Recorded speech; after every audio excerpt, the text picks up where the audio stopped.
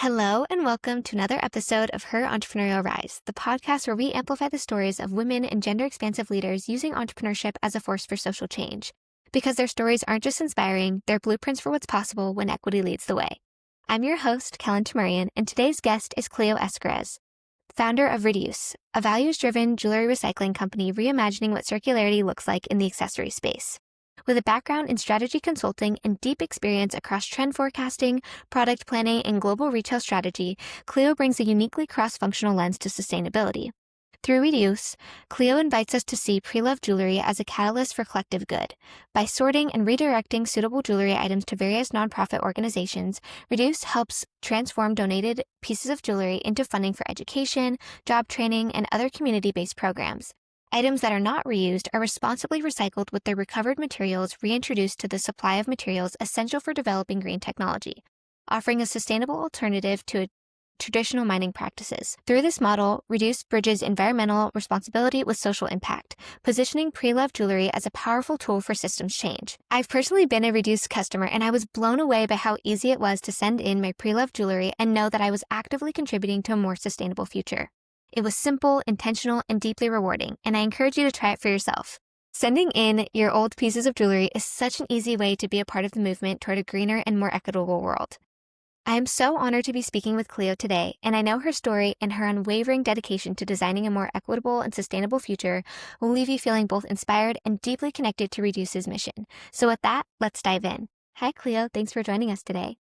Hi, Kellen. Thank you for having me, and thank you for that wonderful introduction. I feel like there's not much to talk about since you've covered most of it.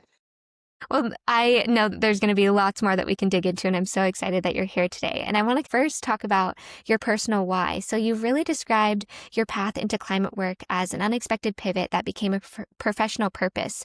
I'm curious to know if you can take us back to the moment when you realized that you needed to shift your professional focus and how it ultimately shaped your vision for Redyoos. It's a very good question. So I always get asked this question, and I think that it's kind of threefold, and it's very gradual.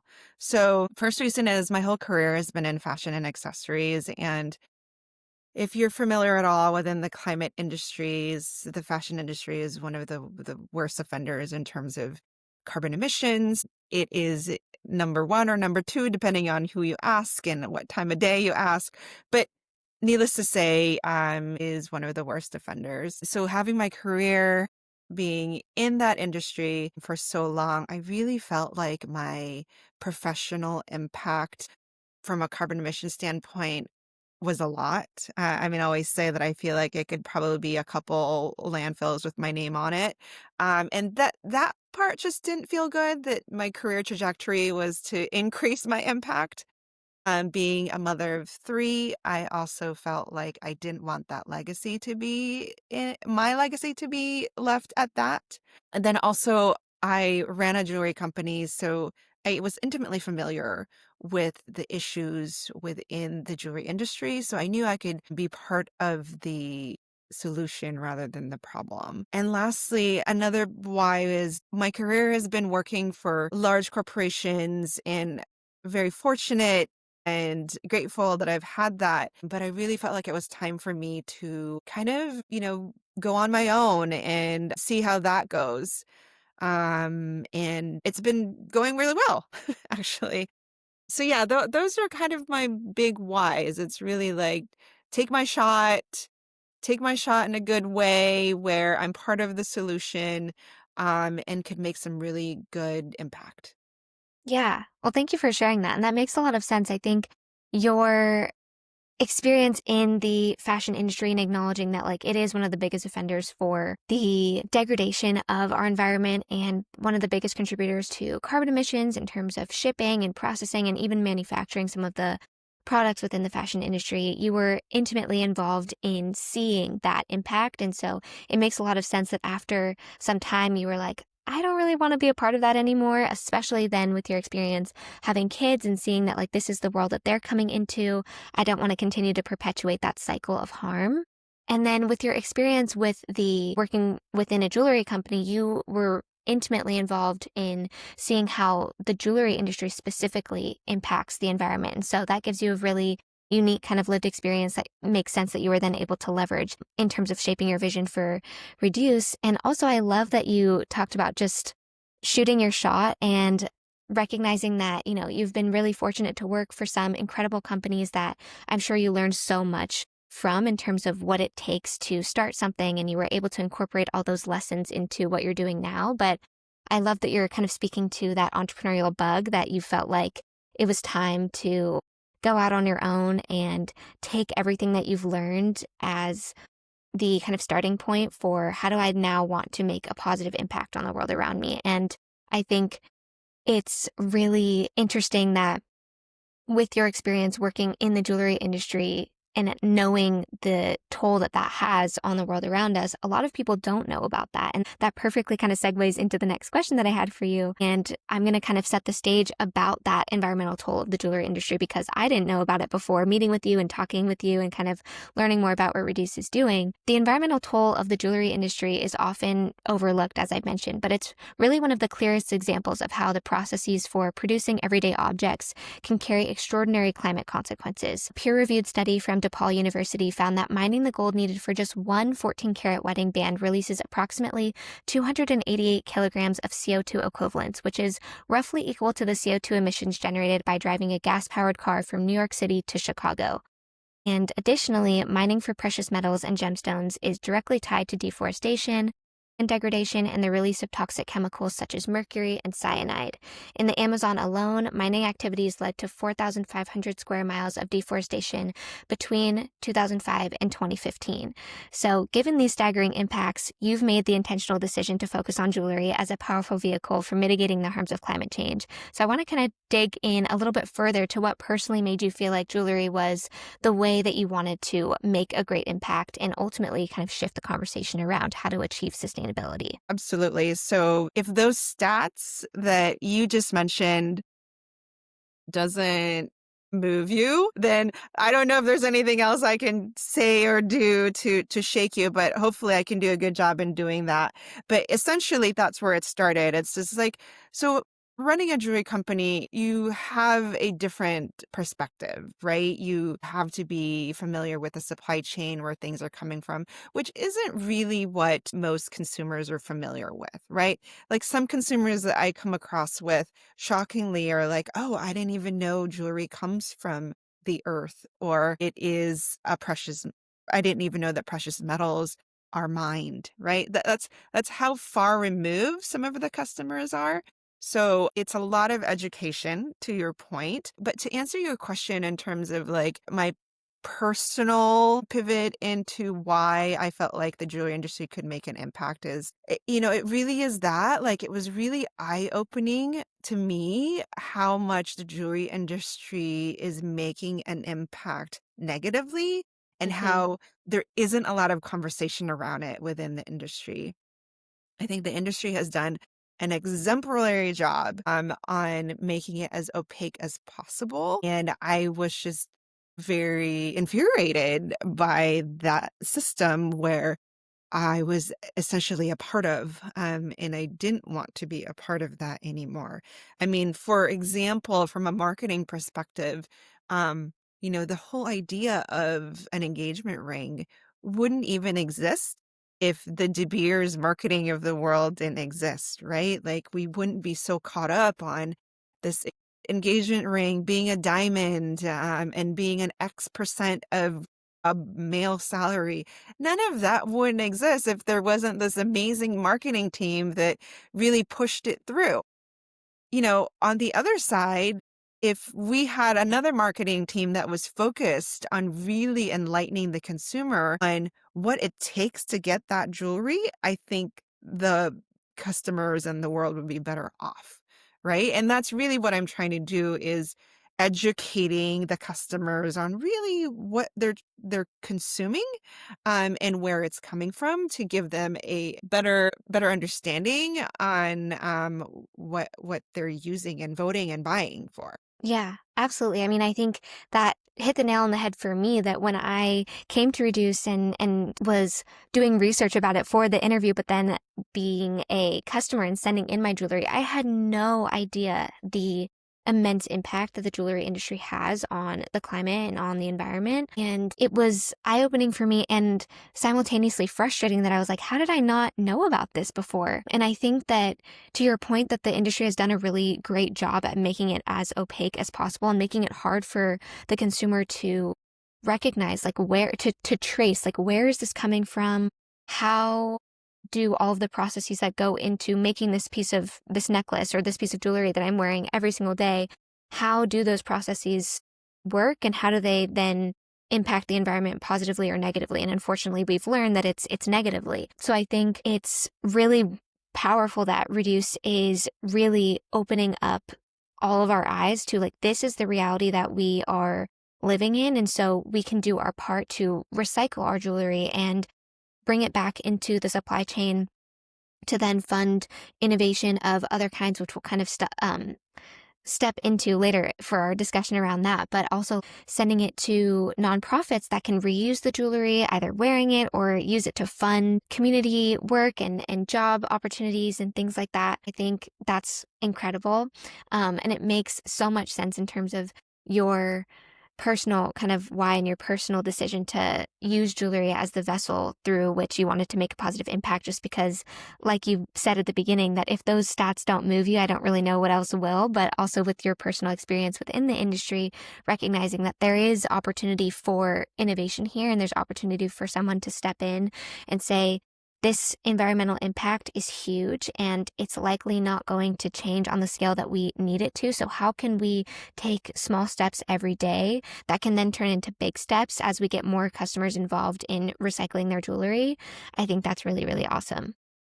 That's right. I mean, thank you for mentioning all those points. I think the other thing that I wanted to mention was that, why jewelry? There's a lot of work that's being done around the textiles world. I know a lot of founders that's doing some really great innovative work solving that problem. And I think it's all great. Like, we have enough problems in the world that I think if anybody just chose one to really focus on and try to find a solution, we would all be better for it. But very different from the textile world. I think that, you know, the environmental impact that you just lightly touched on is very different than the textiles world, right? Like, there's a larger impact here that's not being mentioned, which is really the biggest draw for me, is not only there's not enough light being shined to the problem all around, but there is a multitude and of industries, from an environmental impact and social impact,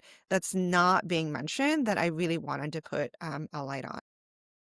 Yeah, yeah, absolutely. I think a lot of us are aware of the impact of the textile industry on the environment, like fast fashion, and a lot of us might be familiar with the impact of kind of commercial agriculture and the impact of that on the environment. But like you said, there's not a light that's being shed on the jewelry industry. And the more that we can shed light on each of the different aspects of our life and of the products that we consume that have an impact on the environment, the better, because then we can step in to develop solutions like Reduce or like others that can then mitigate the harm that they're causing. So to kind of talk about how Reduce's process works, I'm curious if you can walk us through Reduce's recycling process and what happens when someone recycles their jewelry with Reduce, and kind of how does that process help to mitigate the environmental harms of the jewelry industry at large and pave the way for social good.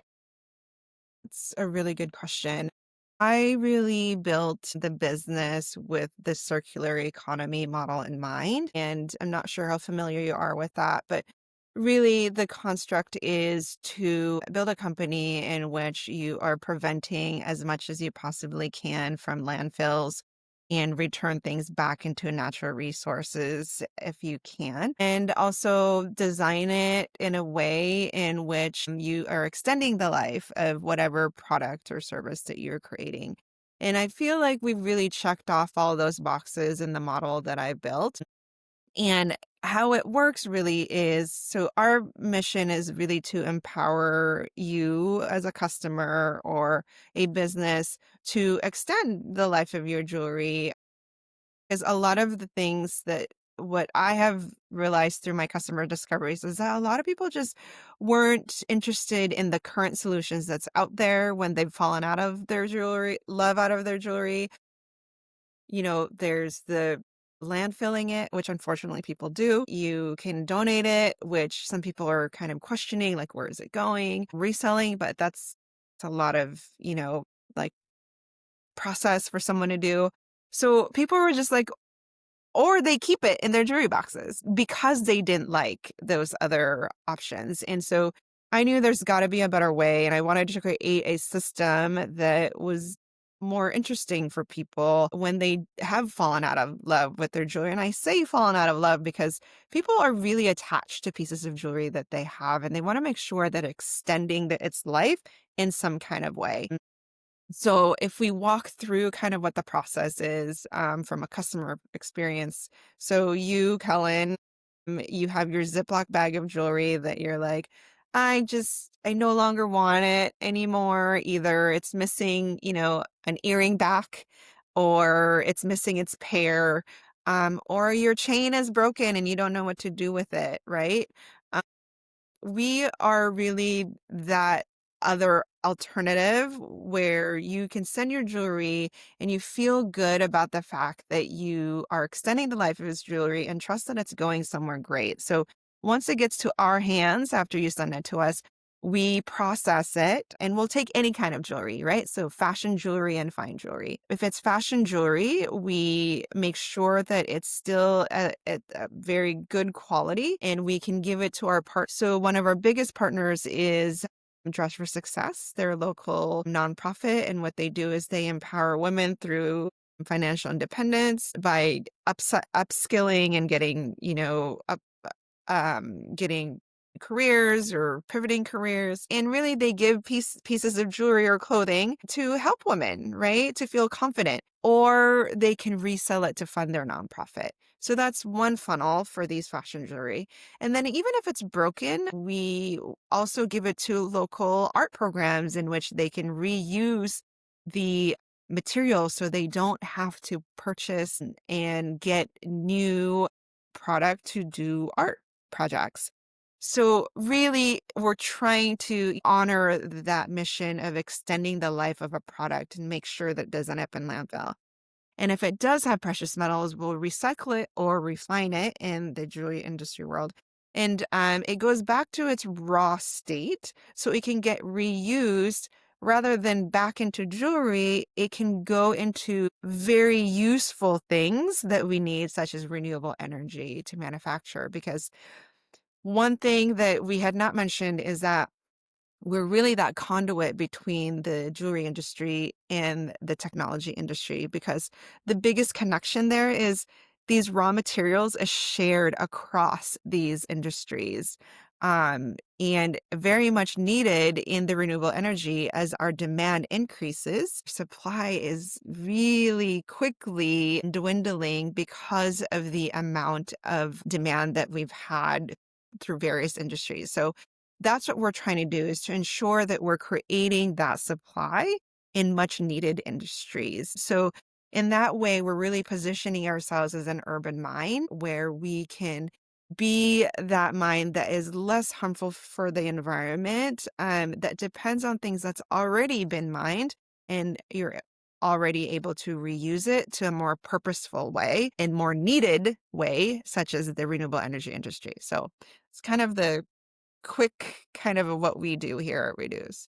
Yeah, thank you for providing that context. From the customer perspective, I love hearing that there are two different ways that my jewelry can be used depending on what kind of jewelry that I sent in. I know that I've had a few pieces of fashion jewelry that break, and I'm like, I don't know the first thing about fixing this. And I loved this piece, but because I don't know how to fix it, I don't want to just throw it away. And if I can send it in and know that it will either be used for like art projects sent to nonprofits that contract with or work with schools or students that are needing these supplies for their art projects, I love that idea that it's not just going to kind of stay broken and not get used by somebody. But if I send in a piece that is still in good condition, it can be used by a woman who wants to feel beautiful and empowered when she is getting support, navigating, getting a new job, or kind of working with the other services that Dress for Success offers.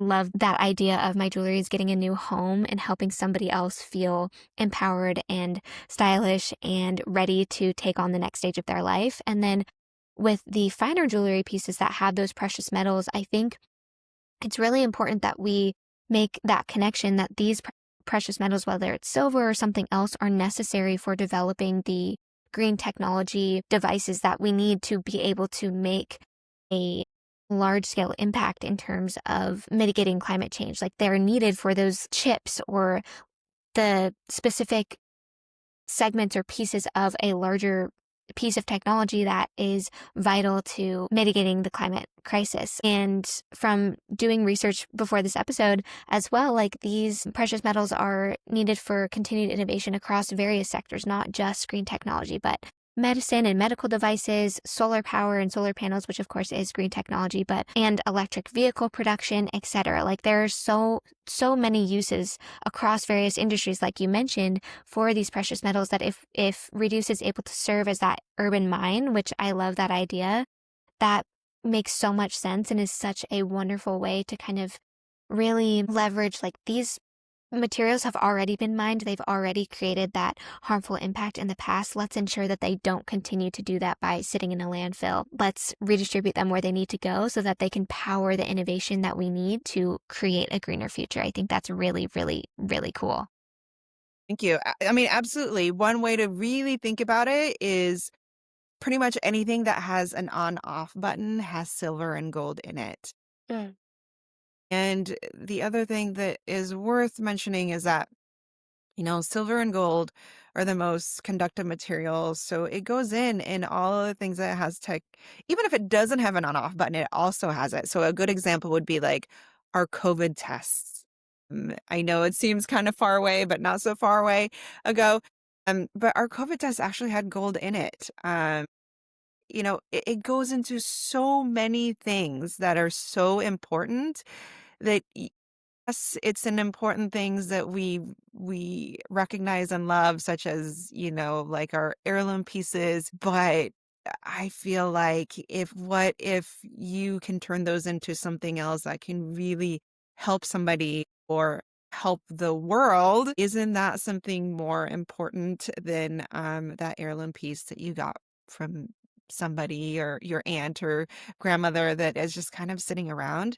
Yeah. And that's really the hope, is to you know give you the opportunity to really empower you to do something good with your jewelry, which I think a lot of people just has never been told that you can. Yeah, totally. Yeah, I think for so many of us, we might inherit those heirloom pieces that we might feel bad about saying, but like they're not our personal style, so we never wear them. So they're just sitting around and we feel guilty about that because we're like, oh, well, we should wear it, but I don't like it. I don't want to wear it. And Exactly. so knowing that I can send it off and it can be a force for good and be used in developing the technology or whatever, however it's used to make a positive impact, I personally want to jump on that bandwagon and do that. So I think what Redyoos is doing in terms of expanding our minds of what's possible with jewelry is really important and something that hasn't been done before. So I think it's really amazing that Redyoos is creating space for really shifting that mindset of my jewelry doesn't just have to sit in my jewelry box because I don't know what to do with it. It can actually power a more sustainable future and power necessary innovation for positive social transformation. You get it. Do you want to just do my marketing at this point? Yeah, it's so cool. I think that just this is what I love about this podcast is learning so much about these ventures that individuals like you are leveraging their lived experiences and their knowledge from their past work or just from personal experience throughout their life of I'm recognizing that there's a problem and I want to step in and solve it. And it makes so much sense when you recognize like this is the problem that they were seeing, that there's a social issue here and there is so much room for innovation. I think it's so interesting personally, but I think broadly, I think a lot of people find this interesting is really like diving into the nitty-gritty of how does that work? To dive more into the how behind Redyoos, in learning more about it, I really understand it as a force for necessary positive social transformation, one that bridges environmental responsibility with social impact by, like we mentioned, reimagining what sustainable supply chains can look like and where the materials come from to create those sustainable supply chains. So I'm interested to kind of learn more about how you built Redyoos. So the first question that I have for you is,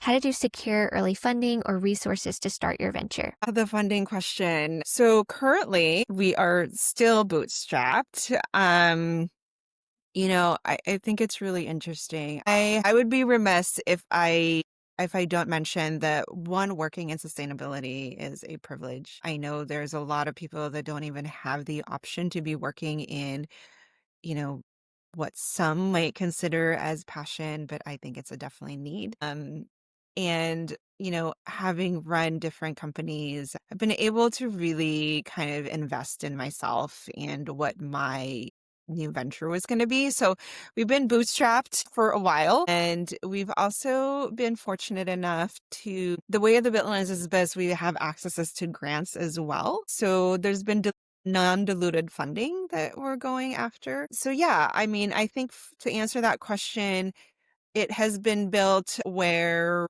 we have been able to bootstrap, but we've been able to generate revenue, which is very different from most startups this age. Yeah, so that's kind of where we are, at least from a funding standpoint. It really is like, when I decided to bet on myself, I didn't do it just nilly-willy. I had to make sure that my finances were in order and that it was actually a risk that I could take, knowing how long it could take as well. Yeah, so that's where we are. Yeah. Yeah. Thank you for providing that context.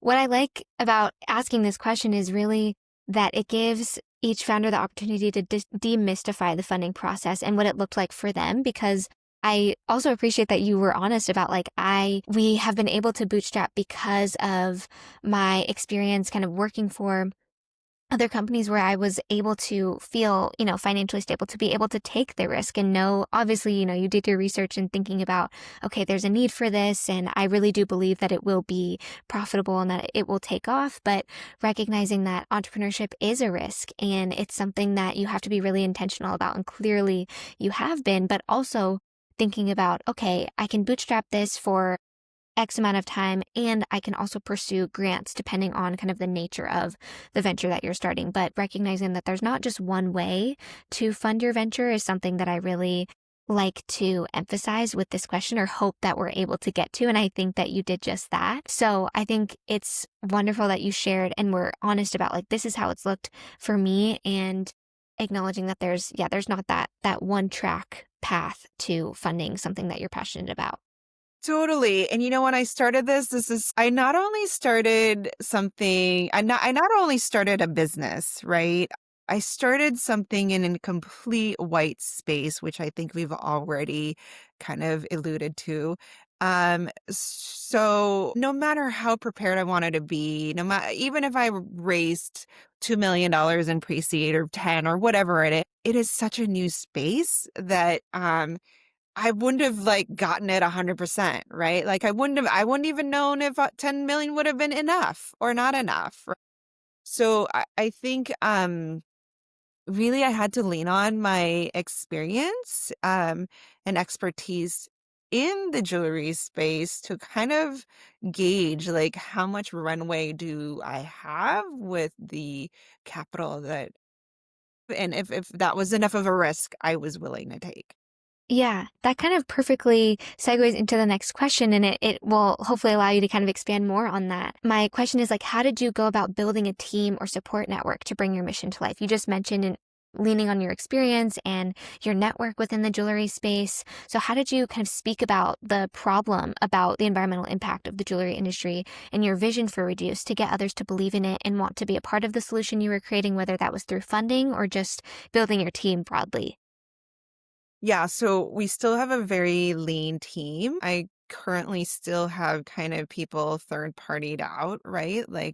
All on an independent needed basis. And we're slowly building that as we're kind of building our revenue. But, in terms of getting advisors or my CTO involved, it actually wasn't that hard in terms of convincing them, one, of how big the problem is, which then translates to how big the market is. So that really helps. But also, a lot of the people that's involved, whether it's employees that is sorting through the jewelry or, people that are in marketing for us or that are doing our web design, it wasn't a very hard sell because once we kind of tell them what our mission and vision was, people were like, yes, I'm in. This is a way, and this is definitely a mission and vision that I want to be a part of. Yeah. So I think that similarly to kind of once you were introduced to it, it's the same spark. It's the same, like,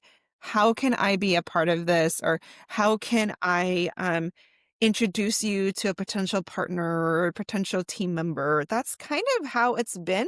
Believe it or not, like we have done zero marketing, at least paid marketing, and we have been able to land customer, land partnerships just because of I think the awareness that I've been kind of had some really good success in kind of spreading it. And when someone else learns about it, they also spread it. So it's been a very organic and community based from a business building standpoint and also from a customer acquisition standpoint, which is very different than all the other businesses I've ever ran.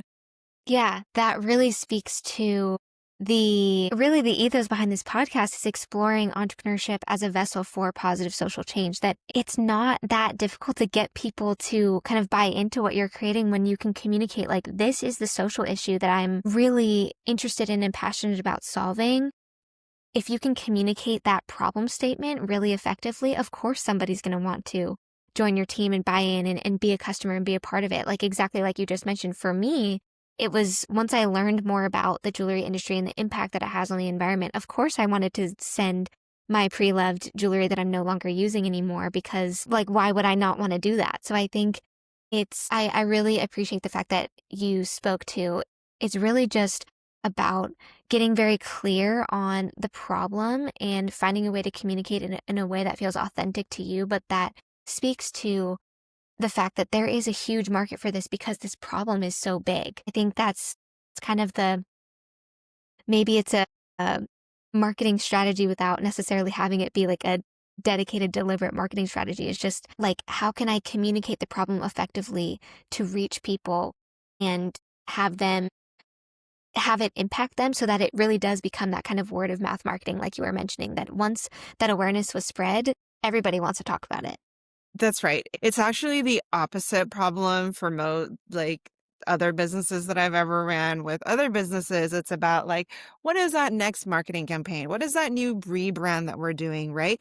For us, it's actually like our biggest challenge is exactly what you just said, which is like, how do we communicate all the great things about us? There's no thing like we don't have to kind of create the goodness in the Hmm. company or what we're trying to do. It's just about like how quickly can we spread the news, right? The good news. That's our challenge, which someone else had told me. It was like, you have an embarrassing amount of riches, like riches in terms of like what marketing buzz you can create around the business, which is very different if you've ever run a business Yeah. than it's a different marketing challenge, I would say.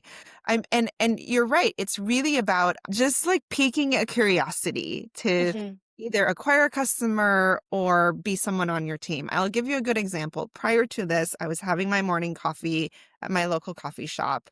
While I was doing emails, and there was a lovely couple, older, and they were just talking about, their current travels and retirements.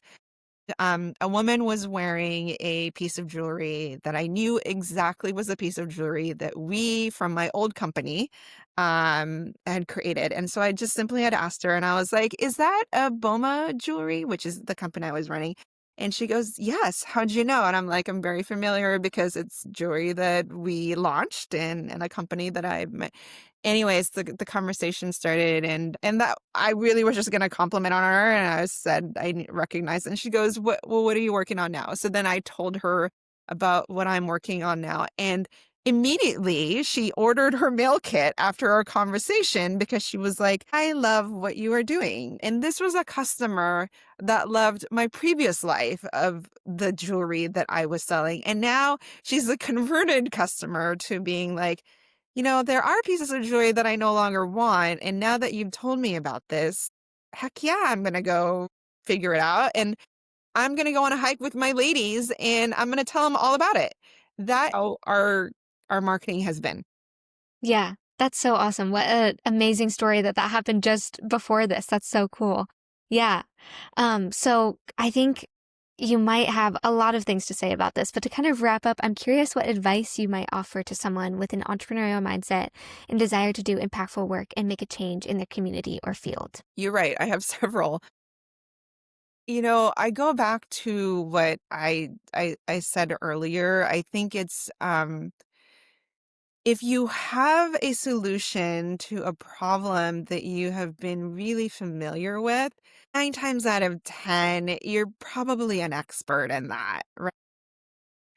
And don't be shy about it. Like I say, talk to that person next to you at a coffee shop and test it out and see, like, is this a problem you're going through? I feel like it's a problem. I think I have a solution. So yeah, I think it's like just have a little bit of confidence in your experience and that little thought that you have in your mind of like you could have a solution because we have enough problems. Like anybody that could just try to solve one, we would all be better off for it. And I think that like there's no harm in trying to figure out on whether or not it could be a good solution either, right?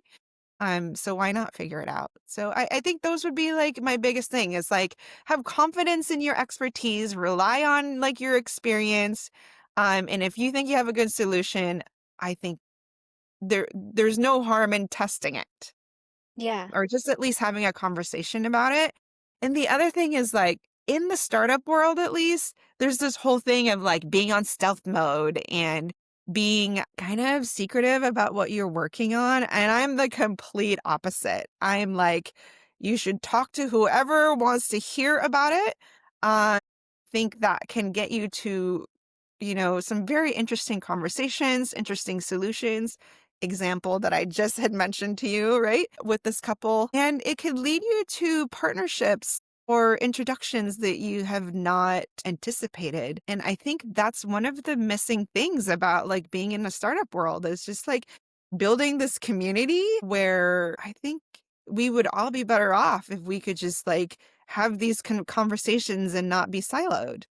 Yeah, absolutely. I love everything that you said. I love the idea of leveraging your lived experience as expertise. Like we all have knowledge about these problems that we experience in the world. And just because we don't have a PhD or, immense amount of education, that's not necessarily always necessary for developing a solution to a problem that you have faced. Like your experience is enough. It just takes taking that first step of like, okay, now what? Now what can I do about this interest and this passion that I have? Who can I reach out to? Who can I connect with? And I think that leads into the second thing that you said about really using and having an abundance mindset about like it's not we don't need to work in silos. We don't need to be in stealth mode and not share about our ideas because if we share with someone else, they might say, oh, hey, I know this person, I can connect to you, or just even sharing about your ideas, even if the person doesn't have a connection for you, just getting that validation from someone else that's really cool. And I'm so excited for you to continue working on that. Like that's gold. That is more than you could hope for or ask for. And so I love that your advice is trusting yourself, having confidence in your ideas, and then being confident enough to share them with others because there is room for everyone at the table and there's only goodness to go around if we really mobilize those ideas. Totally. I mean, look, I am not your typical founder. There's this number that's going around, right? Like only 2% of venture capital goes to female founders, right? Hmm. So that number, if I just looked at that number, would be paralyzing enough for me to be like, absolutely not. Like, why is that worth the risk, right? If I wanted to have a venture scale company, which my company is at. And so 2%, right? And then within that 2%, being a woman, if you are a BIPOC founder, cut that in half. Also Hmm. me, right? And then if you get to cut that in half again if you're working in climate or sustainability or green technology, right?